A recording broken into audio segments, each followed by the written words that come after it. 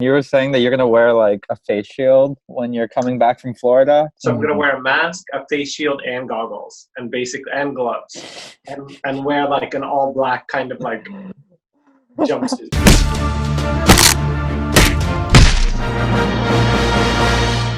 So, Salman, you're coming back how many months from when you left New York? Exactly 4 months. Exactly 4 months. One of those months, which was last month, to the day, was when One True King came out. Why don't we talk about One True King a bit, and then, I'm sure people are going to think like, well, what's next? What happens after One True King? So maybe we can give them some teases at the end of the episode once we're done with our business. So what do you have slated for our One True King talk today? So back in April, when the lovely book trailer dropped, we had a special assignment on the website of fans giving us their trailer theories. So we picked through like 650 of them. They're quite a lot, and some of them were like essays. So we picked out our favorite. First, this is a theory from a user named FennecGinger8102. They said, the whole thing looks like the intro card for a kung fu movie. So there will be lots of dojo montages with shirtless Tedros.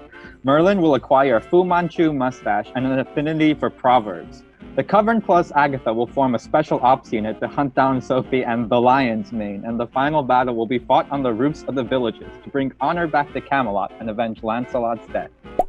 So basically, they turned it into like a kung fu movie. The funny thing is, someone should write that because I would have no idea. Like, it's funny, like kung fu movies, growing up, a lot of boys my age were watching and loved. I just never quite got into them, so I wouldn't know how to do it. But I think somebody should do that version. Someone should do that fan fiction. It would be amazing. Moving on to our next theory. This one is from Plicole. So they said that they think that the blood dripping off of the pen, as well as the sword, is a reference to the phrase, "the pen is mightier than the sword," said by Edward Bulwer Lytton, a man who was known to be a Tory, a political stance in which the belief in conserving the old ways as their core value. I believe that this could mean that the Kingdom of Camelot will eventually support the traditional ways and fall behind Tedros. Pen being mightier than the sword is, to me, the most important quote I ever learned as a kid, and that has stuck in my head. So she knew that I knew that, because I think that philosophy is baked into the books very, very much, and it comes up all the time because the pen is in a way shaped like a sword. So so she's onto it. Oh, this one was really interesting. This is by Caramel Stimp, and this is about mothers in School for Good and Evil. And she was like, there's something definitely up about Dot's mom. The sheriff is extremely shifty whenever the topic comes up.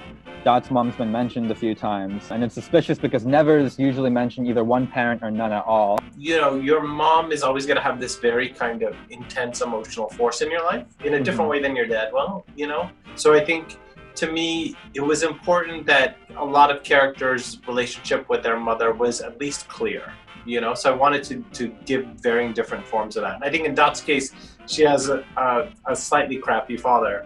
So I think it was important for us to understand who her mother was in order to explain where the lighter sides of her personality came from. Even if she didn't know this person was her mother. Even if she didn't know. So this is the grand winner of all the theories. It's by a user called River the Never. Given that Rian was the name of Rafal's brother and also the name of Rian, I think the history is repeating itself. Rafal killed his brother Rian, and Japheth killed his brother. This makes you remember how the schoolmaster was able to put some of his soul in Evelyn Sater. She gave birth to Rian and Japheth. What if some of the schoolmaster's soul got transferred to Japheth? Isn't that crazy? This is a scandal. Did Megan post that, or Tony? I feel like somebody cheated. It's so spot on. But I just got it. That's amazing.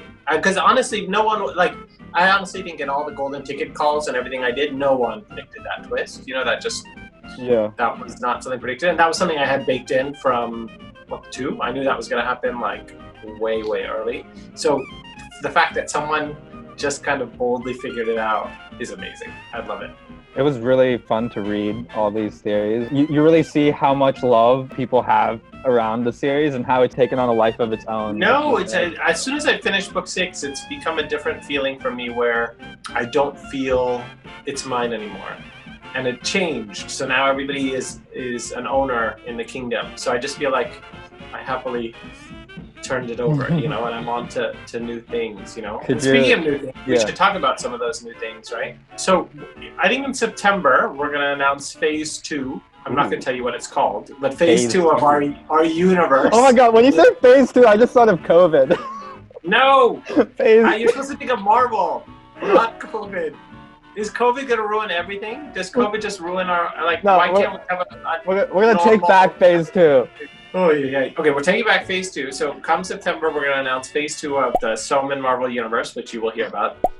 I'll tell you some of the things that will be included in there. So obviously the School for Good and Evil movie, whenever that starts shooting, will be part of phase 2. I'm doing a story for Amazon. They came and asked me to do a story that would not be middle grade, but instead something older, young adult and more teen. So I don't know if it'll be appropriate for some of you guys reading it, but that'll be phase 2 also.